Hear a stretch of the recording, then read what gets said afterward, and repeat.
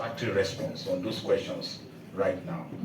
But if we can allow us to have the team with us, and if they're able to work with any group you think appropriate, at least get the detail properly reconciled. If you can give us that privilege, Mr. Chairman, that would be very much appreciated.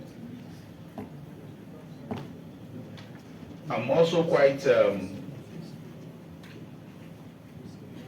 I think today, and you are probably right, part of it was my fault, because I still think there are some questions we ourselves need to ask them, sir.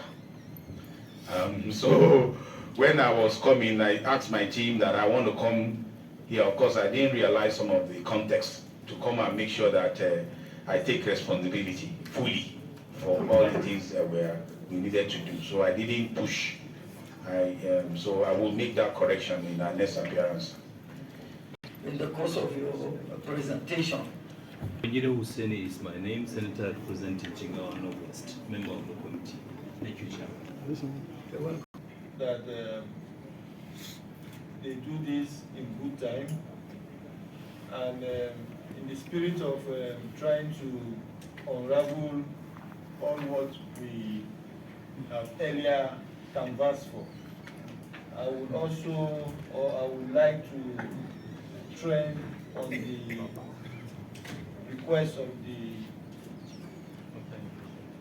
GCO that we should give time for them to, on their own, also scrutinize what their auditors have done.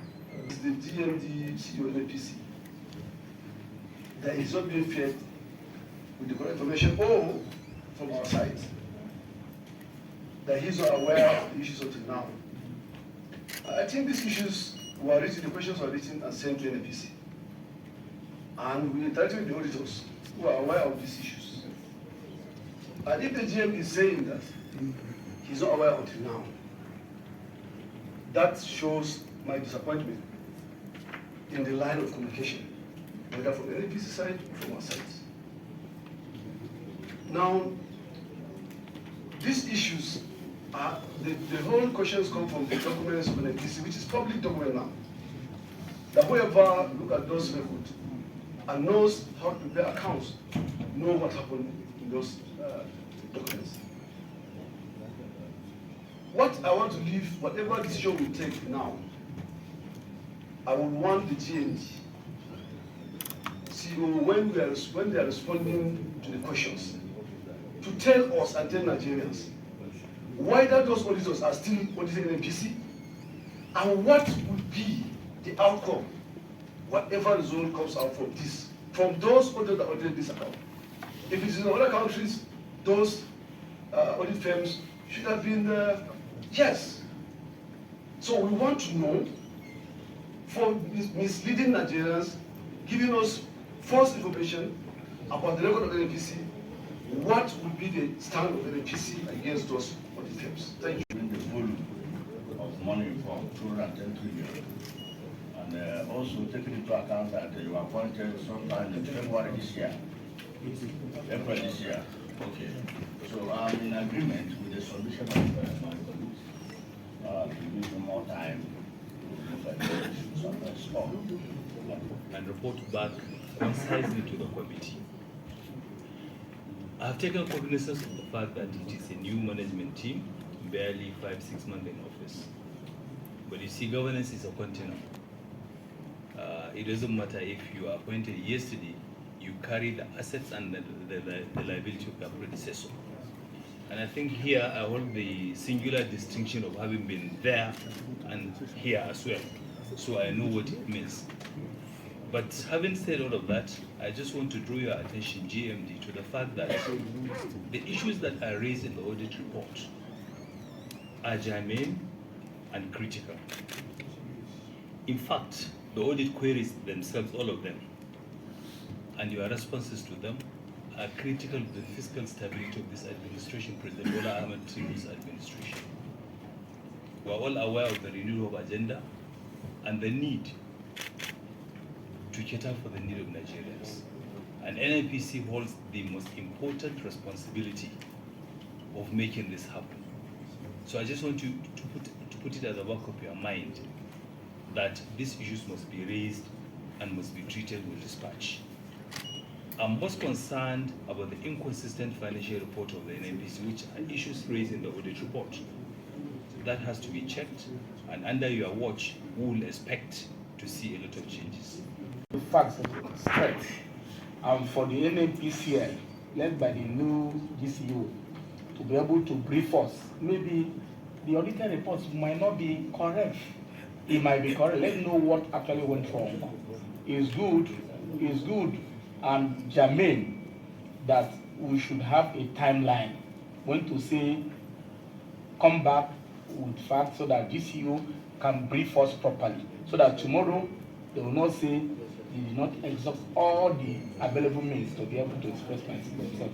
So I line with those my colleagues to appeal that we should be able to grant them that permission. Thank you. Who suggested that there should be a joint committee of this committee and its management. I hold the view that the GMD held this committee didn't have respect and regard for this committee. He apologized. Okay. He apologized, fine, but it does not change the fact. When you have, if you kill and you say, I'm sorry I hurt you, the fact of the hitting remains. But we can take a linear view, but I want you to understand that, I don't know if that was mentioned to him. You have a legal department, let them take you through the relevant provisions as regards to the setting up of public accounts committee. In framing that constitution, the Nigerian people said they do not want someone from the ruling party to chair this committee because they want to guarantee transparency. I emphasize, they want transparency. They don't want a committee that will be in bed with an offender. That is why I am not eligible. Anybody in the APC is not eligible to be chairman of this committee. That tells you that the committee was empowered to say those things that government may even want to hide. Number two, Senator Babangida has said it, and I don't think it is something that is new to him. After all, I will be surprised if you are not already dealing with some of the liabilities as well as benefiting from the assets of NNPC when you took over. So the fact of being new does not offer you any shield whatsoever. I think like most Nigerian big men, you thought that these senators, what do they know? Send your second hand or third class or whatever officer to go and meet them, these politicians. I know the way some people work, they are technocrats. There is nobody here who doesn't have techniques. I need to say that. Number three, Mr. Chairman, I am unable, I don't know the ease with which you grant apologies. Is the MD saying, did he say to you that all the people who he sent once, twice, or even 3 times to represent him, they were not in a position to brief him about the issues before this committee for which they were being invited? They didn't tell him. So how can he play that he doesn't know what the issues are? Which means he sent us people who have no consequences. You want, pardon? Apology also subscribe for that, because if you are not available and you have to delegate someone, you delegate someone who is in a position to communicate your position and defend the issues. Delegate with authority. So to have sent people who are not able even to tell you what the issues are, and you are now, you are hearing, you are now, it's only now that you are getting familiar with the issues. For me, it's completely unacceptable. If I were a lawyer, I would say it's vexatious and it's liable to serious sanction.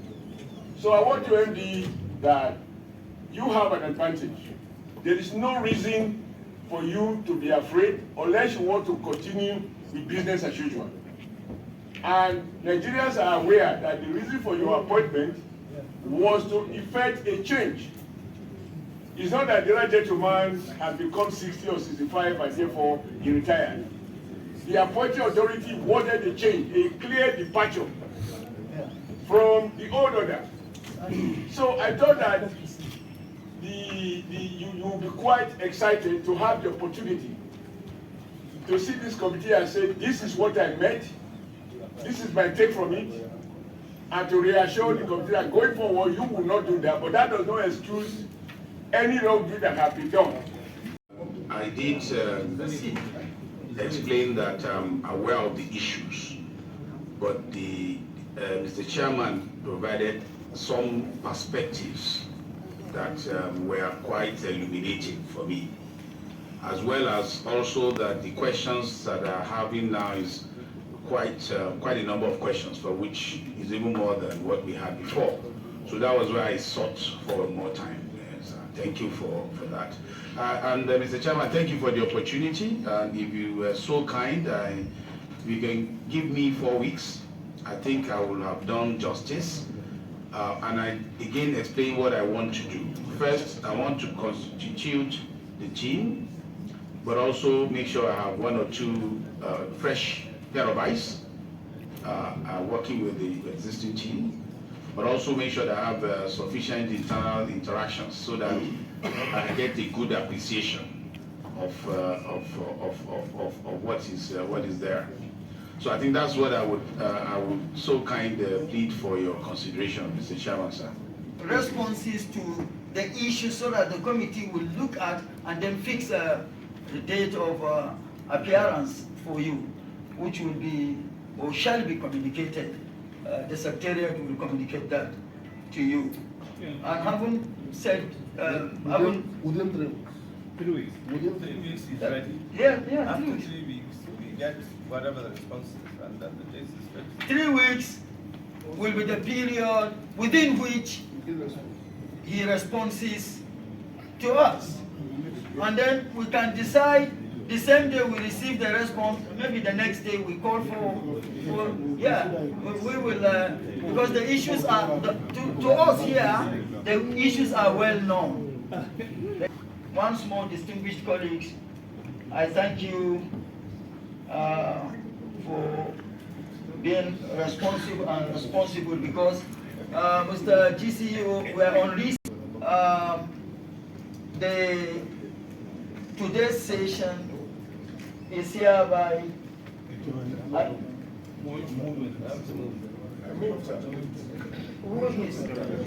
so with the motion moved and seconded, today's session is suspended sine die.